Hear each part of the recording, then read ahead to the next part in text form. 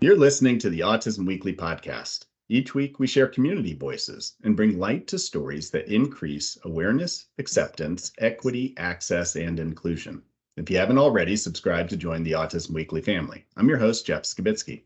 In this episode, we're thrilled to welcome back Dr. Robbie El Fattal, founder and CEO at Maraca Learning and a renowned expert in the field of autism therapy. Today, we'll be discussing a highly important and timely topic, and that's private equity and its impact on the autism community. As our guest will explain, private equity firms have been investing heavily in autism therapy providers in recent years, going back almost 10 to 15 years that this trend has started. And it's significant in its implications for people with autism, their families, and the broader healthcare industry. Robbie, welcome back to the podcast. Hey, I'm excited to hang out with you, Jeff. It's always a delight to spend time with you. Well, this is a topic that's, I would imagine, dear to both of us because we both started organizations where founders had grown organizations and both at some point had financed. And whether that's through private equity or venture capital or a lot of groups use debt to be able to do some of these things, is that it's kind of the nature of the field is that as you're growing a business, eventually you need resources. But let me hear just from your perspective, just broadly speaking, why is this an important topic right now? Like what's happening out in the industry and the conversations that you're hearing? Yeah, that's a great question, Jeff. You know, you and I have both been in these positions where we've built companies while we're raising families. And when you're doing this on your own, right?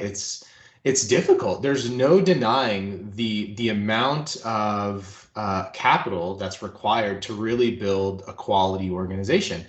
And so, you know, founders like us can only take a company so far and to a certain point before you start to really feel that pressure of the dollar, right? Like at the end of the day, you have to pay your staff and you have to keep things moving in the right direction. And so I think it's an important issue because there's, you know, we know that the trend had started a number of years ago. It really, I would say, intensified at a particular point, 2016, 2017, 2018, where you saw a huge increase in the number of transactions. And so it's something that's affecting all of us. And now we're looking at the situation that we've got.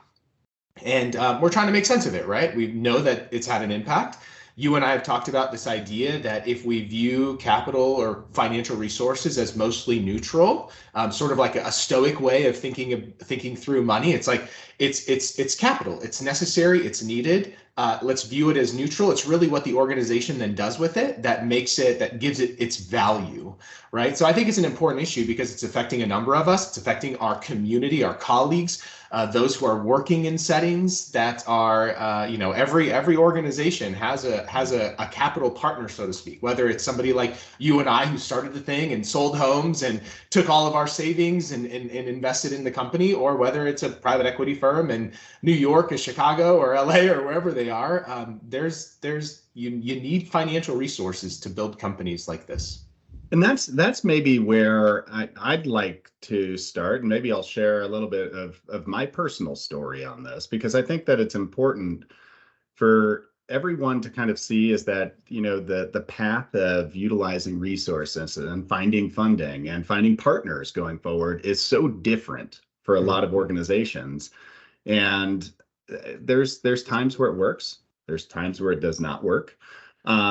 But I'll go back a little bit of when we were Alternative Behavior Strategies, is prior to rebranding to ABS Kids, is that when we started out, is my goal, similar to probably what you have always wanted to do through all your organizations and what I hear from other CEOs all the time, was to create an extremely strong quality organization that when you do scale, because it was almost a necessary part of the business at that point. There wasn't enough providers. So you're growing a provider base and you don't want to say, hey, okay, I got you to a certain point. Now go on your own and there's no job for you. I can't help you with your career progression. But as I was going through that process is that there were tons of resources that I had to put back into the company. That's on technology. That was on having any sort of quality program where I could get deeper into the data to understand my own business. That was on the financial side. I wasn't a finance guy. I was a clinician. Yeah. I mean, so when you're looking at each step of the way, you hit these pivot points. And I think the biggest one for me was probably about 11 years ago, is that I had decided, I have so many wonderful RBTs. I want them to become BCBAs. So I started paying for every one of them to get their degree. That's expensive. It cost a lot of money. Is that future thinking was, well, they're going to have a chance to be able to contribute back. And these are people that will have learned the way that I would hope I am instilling some quality. But you hit that critical juncture where it's like, I can't continue this. Right. And that's kind of my path to needing additional resources. When you talk to other groups that have been out there, prior to accepting funding, prior to finding that partner, what do you hear from a lot of these groups that maybe started ground up? And what's their juncture? What is their critical position saying, oh man, now I'm at that point. I need to find something. Yeah, I think it's a number of situations, Jeff, that causes a founder to think more seriously about those questions, right? I think for me, there were a couple points. There were nights, I'm not kidding, Jeff, where I would wake up in the middle of the night, I felt like I was sweating blood because payroll was the next day. And we didn't have enough money to cover it. Like, I'm not kidding, right? And in the meantime, I'm raising a family. I've got 5 kids, and it's like you get to a point where you're trying to move mountains for kids with autism and their families. You're trying to build the most extraordinary organizational culture, and you're trying to produce high quality outcomes. And you know what? Quality costs more. It just does. So I think that you have situations where you've depleted your own financial resources. We sold our home and took every penny of equity that we had and we invested it into our company. We would make sacrifices like that to invest in our company. And now this was a long time ago. This was going back 10 years ago when we first started, when we left education and started working with kids with autism. But I think it's in private practice, I should say. But I think it's all a matter of you just get to the point where you either need financial capital or here's another thing, Jeff, that I think is important for us to discuss. It's not just the financial capital. At times, I think founders and CEOs, they get to a point where they also need a partner. They need partners who have experience, and it's not just the financial capital, but it's like, what are the values that they want to invest behind? And at times you find really great partners who are willing to invest behind your values, and they're really aligned with your mission and your vision. And then not only do you have financial capital, because I think financial capital is easier to find than this idea of having a really incredible partner who's going to support what you're doing organizationally to continue to expand access and to expand impact. We talked a little bit about this by text this week. I said, McKinsey just produced this report, and they were talking about leadership in the new era. And the very first point that they made was it's leaders need to have a mindset that's impact over profit, right? Like, we need to focus more on the impact we're making as leaders over the profit that our organizations are producing. But we have to be pragmatic. You need resources to build these things, to sustain and to continue building. So it's always a tension you have to hold, and it's not an easy tension by any means. Yeah, no, and I couldn't agree more with that. But before we go into how we actually how you source that partner, how you actually figure out, is this the right fit for that person that I want to work beside? There's one other piece to this that I personally found extremely helpful, is that I didn't know all of the components of every one of those jobs that need to be done to the level that I needed in order to really operate a company the way that my organization is operating right now. That meant that a management team needed to be there. I needed to have a wonderful CEO, COO, CFO. I needed to have a VP of quality. I needed to have all of these positions where they're waking up every single morning focused on their Yes. specific job. When Yep. I was the founder, I woke up trying to do 10, 12 jobs. Yeah. And it honestly felt like at times I was like, I have to prioritize one of these positions over the other on any given day because I Yeah. can't. I'm not 12 people. Is that something that you hear from others as well, as far as, one of the biggest advantages of being able, and whether this is private equity or you have a nonprofit board and you take on extra grant money or Yeah. whatever it may be, wherever the funding's coming from, Yeah. building a management team is probably the biggest weight off of most founders' Yes. shoulders over time. Yeah, could not agree more. One of the strategic advantages that organizations can discover through hard work and dedication is there's this. I guess I'll say it this way: never underestimate the power and influence of an effective management team. Management teams that companies that have really strong management teams can outperform companies that do not. So, and by the way, we all know that management teams, high level leaders, and organizations, you need resources to attract and retain top talent. And so, yeah, organizations absolutely have to invest in building their leadership team. Maraca is a relatively, we're still a very small company. We just opened our center last year in the spring. But for a company of our size, we have a chief clinical officer. Like we're pouring every dollar we've got back into the company to go recruit top talent because we firmly believe that that's more important than anything, right? Like we want to have the right team to go get the job done, and that's how we invest our money. So yeah, you need a good team, and every leader who's running an organization on their own right now knows this tension of doing a lot of jobs. And I'm like, I'm 12 years in, although Maraca's a new, it's a startup. I've been doing this for a while in this type of context.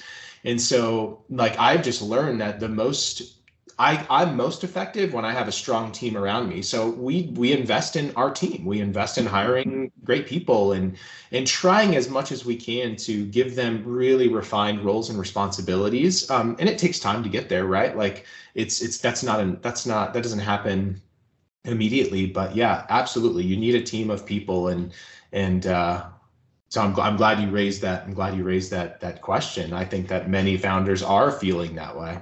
And I don't want to drop the issue of the fact that that partnership of whoever it is that you are going to be working with, whoever is going to help resource the organization, is one of those partnerships that is a make or break for a lot of organizations. The ability to find somebody who has a shared mission and value system, the ability to be able to work with that people, to be able to say, hey, as a founder, I need these people on my board as well because they understand what it is that I'm working through and that it isn't just a board set up by the financiers of the organization.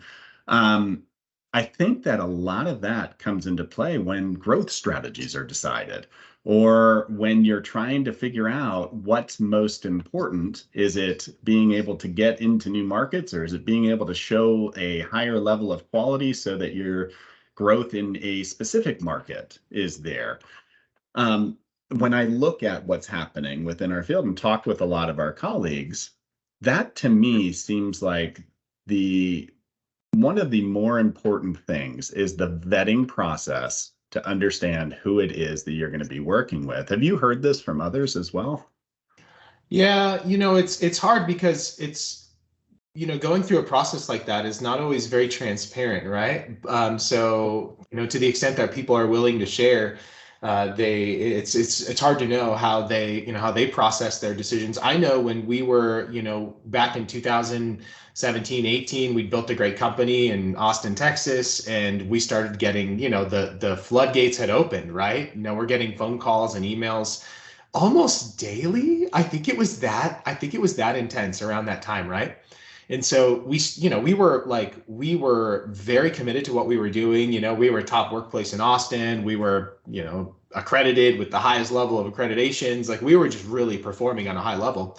But we're still paying attention to what's happening around us. So we would take phone calls, we would have meetings, and absolutely, like you have to really pay attention to the verbal behavior, the interactions you have with potential partners. There were times where a potential partner would say just one thing, and it was a single data point, but we just felt it made us feel a certain way, right? Like I remember one time I asked a CEO of a platform, a newly formed platform who was interested in acquiring our company. I said, "Hey, why is the PE firm that's backing you? Why are they interested in autism? Of all things, it's like really hard work and there's a lot of challenges and it's a very new industry and it's a lot of work. It's very challenging." And he said, "Well, Rob, that's simple. It's because you're doing all the work, not us." And I was like, okay, this is probably not the right partner. I'm not interested in your money alone. Like I want a partner. I want somebody who's going to be there with me in the trenches and help me build this thing. And so I think that the process by which you determine a partner is different for everyone. And it's really aligned with your values, what you want, and what you value as an individual, what your organizational values are, what your vision and mission is. So there's a lot behind that. And I have numerous stories just like that, where, this CEO comes and sits in our conference room and tells us why we should sell the company to them or partner with them. And they were you could tell that their aim was primarily money. It's this concept of supremacy of money. To what extent, at the end of the day, do we make decisions based on what's good for the financials over what's good for the people? And I think you can, people who are discerning could likely tell by spending time with those that are interested in partnering, quote unquote, partnering with you. Yeah, what's your thought though on the fact that, if you do focus on that impact, you focused on the quality, you focused on the ability to provide the highest quality care, does that not almost always turn into the financial gain if your focus is really on the right things most of the time? Almost always. Yes, I absolutely believe that. I am the most, to a fault at times. I pay much more attention to this now, but early in my career, I was not paying attention to the financial performance of any of my organizations. And we always ended up, it takes time, right? 2-3 years. Like we're 2 years in at Maraca and I'm still not paying myself. That happens because we're reinvesting every dollar back into building the team and resourcing what we're doing. But at the end of the day, 2-3 years in, however long it takes you, yes, you end up building a really healthy, sustainable organization because you've prioritized the things that matter most. When you prioritize clinical quality or clinical outcomes and operational excellence, good things happen. So yeah, I think that it's absolutely critical that organizations have the right priority. And again, we know like those in private equity, they have a fiduciary responsibility to their shareholders, their investors, to return, to provide a return on capital, right? I get that. But responsibility doesn't mean priority, like you should prioritize the right things. And I just am absolutely convinced good things will happen. This probably comes back to this idea of short versus long-term thinking, right? Like we get very short-term focused. We're very focused on this quarter or even this month. And so when you could zoom out a bit and play the long game, I think that's where you see better results and better outcomes. Yeah, and actually a really kind of interesting pivot to talking about some of these areas that are thought of as, the controversial areas, the areas where others have experienced or might have a preconceived idea on why investment into organizations, no matter how that comes, could hinder an organization. And I want to challenge some of these thoughts. There's going to be parts where I agree with, if people aren't aware of, but I do want to challenge some of the thoughts because I think everybody's unique experience is different.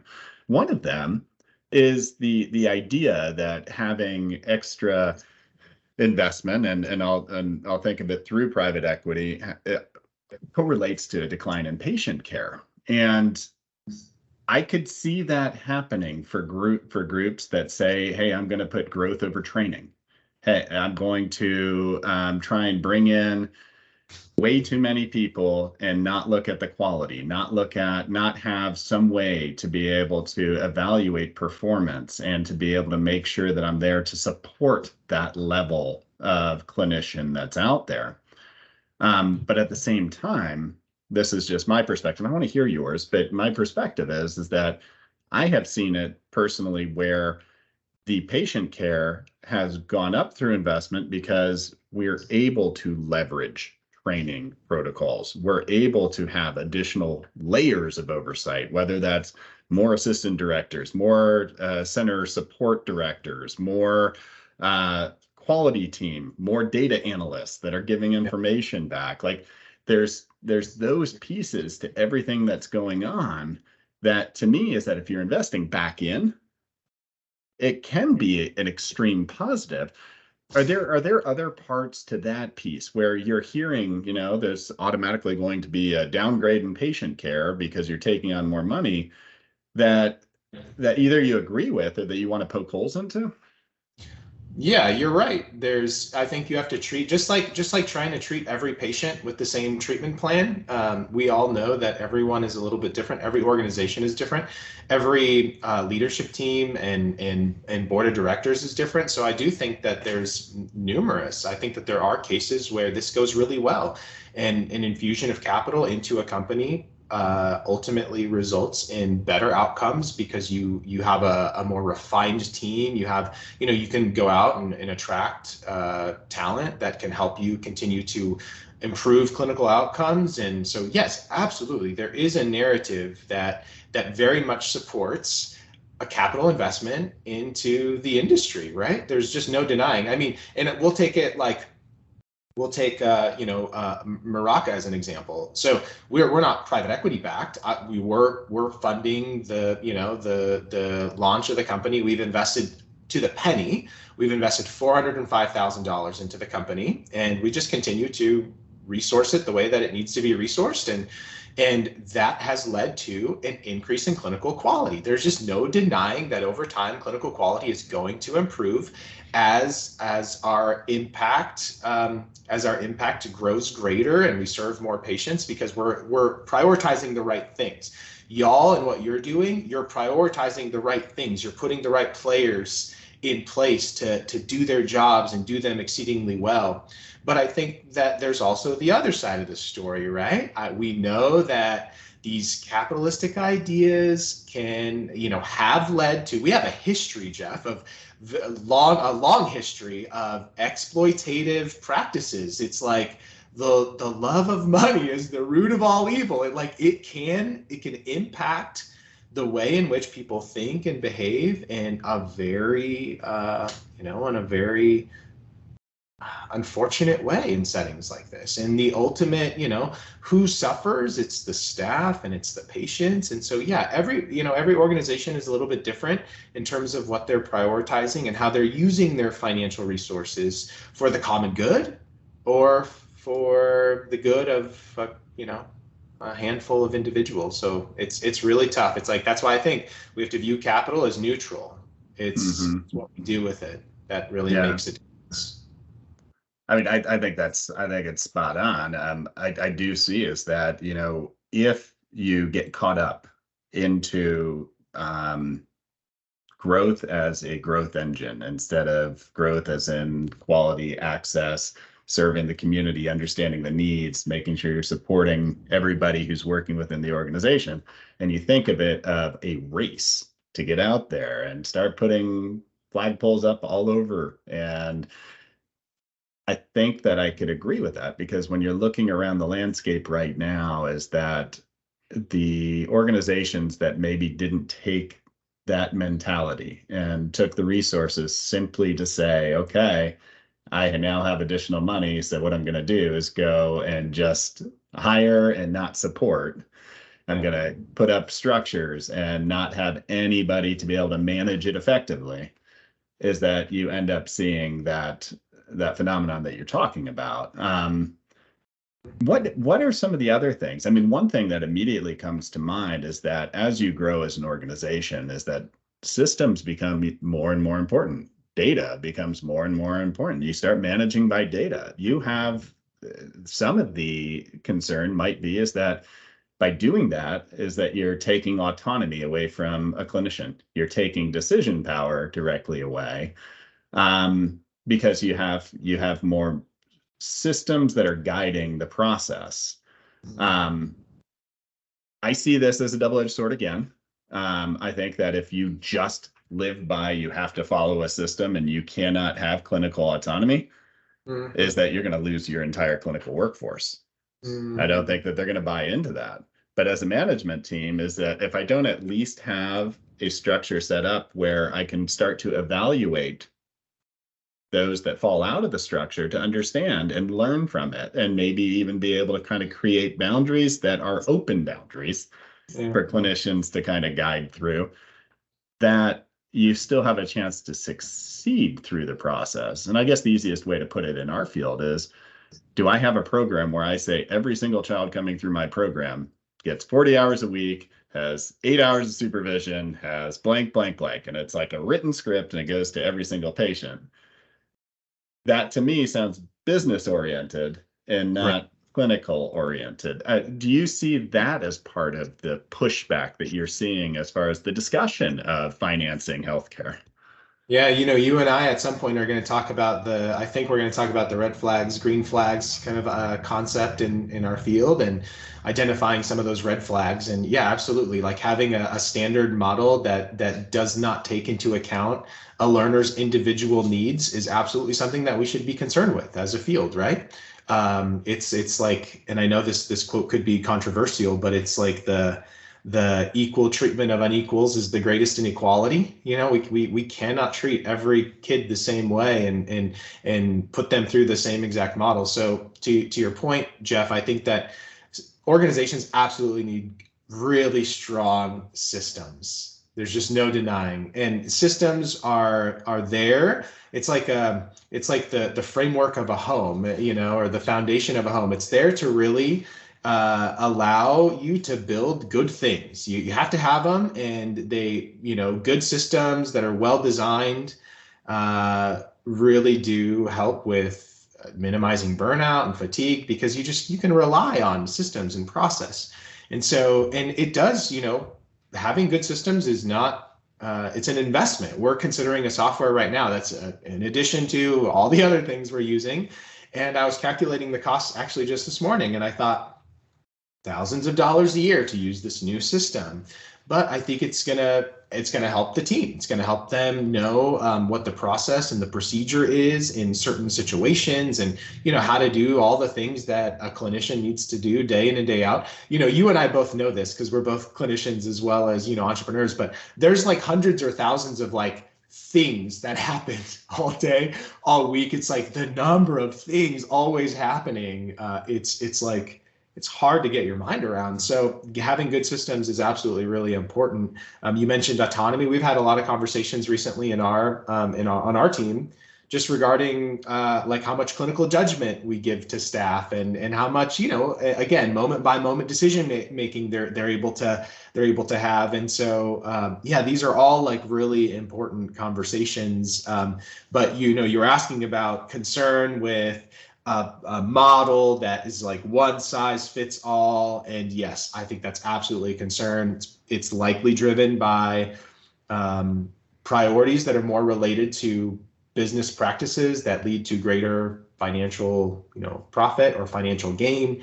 And I think that when you start to make decisions like that, again, when you're designing practices that are almost exclusively aimed at improving the dollar, making a dollar, then I think you've lost the whole heart of why we do what we do. You and I aren't behavior analysts, Jeff, because we wanted to make money.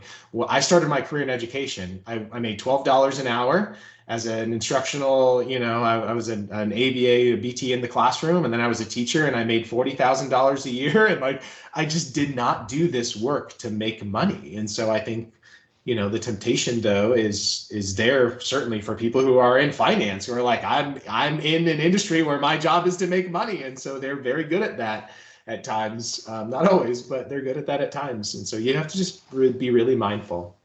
Yeah, and I mean, even the way that you were describing kind of the thought process of investing into the new technologies, investing into other things, you're doing that with the clinician in mind. You're doing that with the patient care in mind. But there is a payoff for that. So if I am able to provide additional resources to my clinicians, there's going to be an immediate, and then there's going to be a long-term effect. I'm going to have lower attrition because I supported my clinicians on having all the resources they need to do their job well. Right. I'm going to be able to create better loyalty to the patient and to the consumer, is that they are looking at this as far as, hold on, all of these things are being provided to me now. There's additional supports being put in place. This is a good thing. This is going to, so when we're talking about growing a business responsibly, and this is going to pivot to kind of the next line of thinking, but as you're doing that, one of the biggest things is that if you're doing the right thing by your employee base and by the patient, is that you should be doing the right thing by the investor, because you're ultimately building a stronger business with them. And that's what I want to kind of put the question out there, is that when you think about investor, and you've already, I think, articulated this, but I'd love to get a little bit deeper into this conversation, is that what is the real difference between a nonprofit board versus having a private equity board, if it's being done the way that we're describing right now, where it's a true partnership and that's what's occurring, versus, and I'll throw a venture capitalist board in there as well, just so that we can kind of put that on the table. That line of thinking, VC, never really happened in our field. Everybody went private equity before venture capitalists got involved. But what to your kind of experience, what is the big difference? And I'm going to just say, for me personally, is that I look at all of these investors, I look at all these boards. If they're telling you what to do as a management team, that's probably not the right partnership. If they're asking you relevant questions and you're having to come back and be able to utilize your mission, your values, your understanding of your business to be able to justify what's going, and you're helping to assure that, no, we're going the right way, you all are safe in our hands. Yeah. Is that seems to me, no matter what board, nonprofit versus private equity, this board should be operating almost similarly. But I mean, what's your view on that? Well, if you can trust the management team, I do think about it from both perspectives, right? I have, like, I'm a director on the board, and I think like a shareholder. I put my shareholder hat on at times, and then I think like, the CEO, like I'm the operator, I'm running the company, and I have to balance those two different roles. So I do play two roles in the organization. I play my shareholder role with my wife, Katie, who's also a behavior analyst, much better at everything than I am. So I'm thankful that she decided to take a chance on me a long time ago. And here we are, 3 businesses in and 5 kids. Yeah, I think about everything as a shareholder and as the CEO. And I think that if the board, in this case, if you have a different, an external board of directors, if the board trusts the management team and empowers the management team and coaches the management team, then yeah, those boards should essentially function similarly, right? And I'm not an expert in nonprofit boards. I've been on boards in companies like ours, right? And so I understand that dynamic a little bit better. But I think if a board is like, one thing I've thought about in the last 3 to 5 years is, to what extent is the board interested in, like, what do they want beyond a financial return? I think if a board of directors can articulate what they want beyond a financial return, that's powerful, because all of a sudden now you're having conversations around mission. You're having conversations around vision and values. And I would suspect that not enough of those conversations are happening at the board level. I would just make that assumption in our field. I have an intern with me this week. He's a high school junior. I've told you about him. And I think it was on Monday I asked them the question, like, hey, what's the purpose of business? Like, why do businesses exist? And, we went through this exercise of you have to be pragmatic because businesses need financial resources. But a business, private enterprises have this ability to really like renew culture. We have the ability right now, Jeff, as behavior analysts running companies, we could renew the culture that we find ourselves in. We can rewrite this story a bit and use our financial capital for good. And so I think that there's a lot of questions that we can talk through, and a lot of conversation points. But the boards, yeah, I think the boards could function very similarly. I think it's really important to have a board of directors that's really aligned with what the organization is doing. Again, I want to know, what do you want beyond a financial return? If you can articulate that to me, and for those who are in the process of interviewing potential partners, it's like, ask them that question. What do you want beyond a financial return? And really interrogate everything they're saying. Because you want to know the answer to that. And people are very good, by the way, at telling you what you want to hear. So you have to look at track record. You have to look at a number of things. But yeah, man, these are all really important considerations in this conversation. And I think that one thing, and I think it's kind of being discussed throughout all this conversation, is that I think it comes back a lot of times to the management team and to the founder or the CEO or the leaders of the organization, to be able to guide where the board needs to go on these conversations. So if they're avoiding these conversations because of, insecurity, inexperience, the lack of understanding that, sometimes I'm going to have financial downfall while I'm building something up, and not feeling like I always have to be at the top of the ladder every single step of the way, and instead being transparent and sticking to a vision and thinking through a 5-10 year plan, and then being able to modify that every 5-10 years and continuously look at how to make it grow. I think that part of the challenge that we're running into is the fact that maybe we need to develop some of those skills as well as leaders in the field, as executives in the field, to be able to manage a board type situation, to manage understanding how financing comes in. I didn't have that right when I started out. I was a clinician. It took me a long time to be able to kind of sit down and realize, okay, so this is the right question. This is the way to be able to make sure that we are staying focused and on a path going forward. And it took having others around me at the table who have done that before to be able to assure, yes, we can hold our ground on this. Yes, we're the ones that understand this business better than most. Every question being posed to us is a great question, because there is a fiduciary responsibility of no matter what board it is. If you're a nonprofit and you're bleeding $3 million a year, that's not good. Same thing for a for-profit organization, is that you have to know why you're putting the investment into different projects. Ask those questions, answer those questions, make sure it sticks to your values. But I think that that's something that I've learned, is that there's an education curve that we always have to be kind of investing in ourselves, because there's growth that I need in this.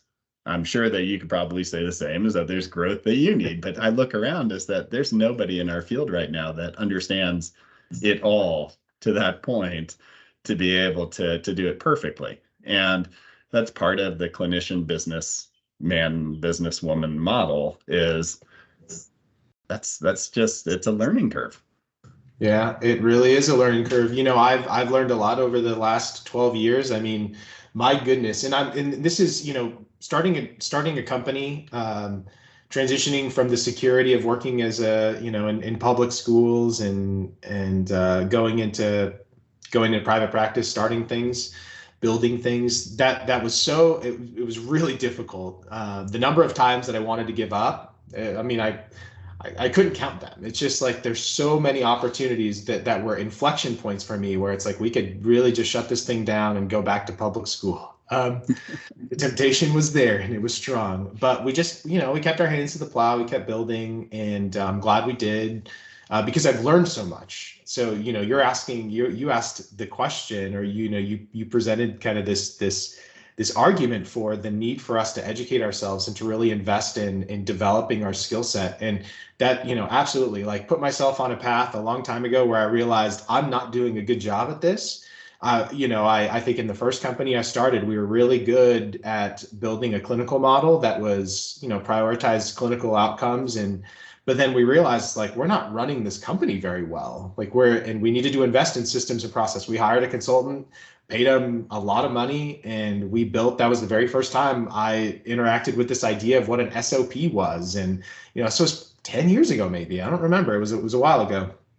And it was such a life-giving experience, because we started investing in systems and process and in the development of those types of things. And I learned so much at that point. And yes, part of that is learning to be a CEO. Like, what is a CEO's responsibility? We're actually educating our team on these ideas right now. We're putting content like this in learning management systems. It's the focus of staff meetings. We're trying to get our team to, we're bringing them alongside us and helping them to understand, like, what is the responsibility of a CEO? What do they do? And part of what they do is managing a board and being kind of like being the person who stewards the culture and make sure that they're like we talk about it like they're the oil or the grease to the machine. They're not always, producing a lot of deliverables, but they're really paying attention to how the whole thing is working. I think Tony Hsieh from Zappos, he said that, the CEO is the architect of the greenhouse, and he's really, he or she is really there to make sure that all the plants are flourishing and thriving. And then they have to relate to their capital partners, and they have to learn to manage that expectation. And it's so much pressure and so much work that I think, we should absolutely be having these conversations, and we should be investing in one another as CEOs, and other people who are in these positions where they have to, like, report to a board, and they have to try to tell a story to the board as to why they're doing what they're doing and why they need the resources for this, and why maybe this margin is unrealistic. And, like, there's just a lot of conversations that have to happen. And yes, you need the soft skills, and you need the executive skills to be able to manage all of that well. And it does not happen overnight. It's taken me a long time to be where I'm at today, and I still have I still have so much to learn, Jeff. Yeah, I'm in the same boat, but at the same time, what I would say is that as clinicians, we've always been really good at being able to talk through clinical issues, talk through failures on clinical programs. Yeah. One of the biggest areas where I felt so much support was being able to kind of meet with other CEOs within our industry, other presidents within our industry, to talk through, hey, these pains are real. Yeah. I had a failure today. This is the failure I had. Let's talk through, how have you all been successful with this historically? What do I need to learn from this? Where was it that maybe I took the wrong direction? Because I think that we're all scared to fail on the business side. Yet we're open to a clinical misstep because we feel like clinically we can learn again. I don't want to show any holes in my business plan. I think that we have to be transparent on both sides and build a community around us where we have peers that we can have these open conversations with and learn, because otherwise these conversations where you're saying that funding alone is the bane to an ABA organization, I think I disagree with that. I think funding can be a bane. It could also be a huge boom if you have the right management team to be able to utilize it correctly, and you're working correctly to be able to guide a board on that process and get buy-in to show them that your vision's working. But it takes being able to have a community of CEOs to learn from each other, because none of us initially, who are clinician first, came in with that skill set. So we need to rely on one another. Yeah, we had to learn it. I tried to invest as early on as I could in surrounding myself with people that were coaching me to help me think differently about everything that I was doing. And you need that community of those that have gone before you, who have been in situations like this before. And I think that's where that's where, having a capital partner could be a real win. But at times it's not. So again, it's like, I think it is faulty thinking to make a generalization that every organization that's PE backed is not doing things well or sacrificing quality. I think that there's real concern there that you should pay attention to, but I would also be mindful, again, like every organization is different. How they invest their effort and their energy and their financial resources, I think is important to look at. The more transparency you have into those types of things, I think is important. But yeah, you have to learn these things, and it's a learning curve that's stressful, and you make mistakes. And we have a staff meeting today, and we're going to talk about the idea of failing forward, right? It's like failure is a staircase, and you use it to continue building and moving ahead.